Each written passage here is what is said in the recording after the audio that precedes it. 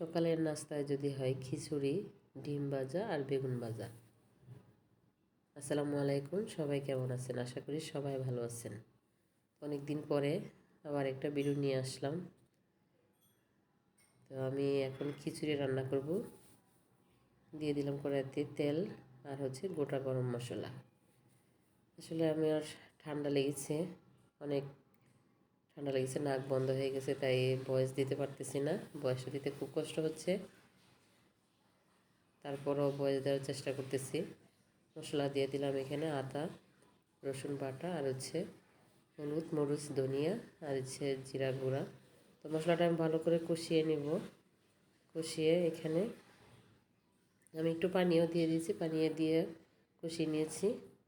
তো এখানে দিয়ে দেবো কিছু সবজি, মিষ্টি কুমড়া, লাউ আর আলু একসাথে ভালো করে কষিয়ে নেব।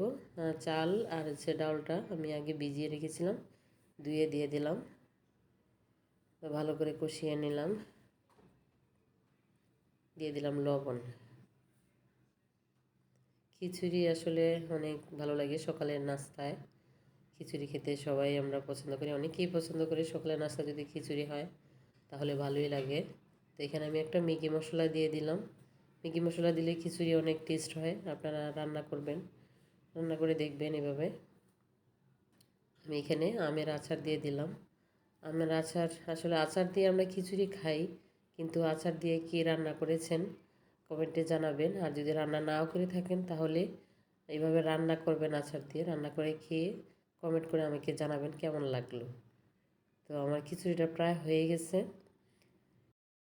আর আমি এখানে, আমার কাঁচামরিচ ছিল না, আমি ফোড়ন দিয়ে দিলাম শুকনো মরিচের। আল্লাহ হাফিজ।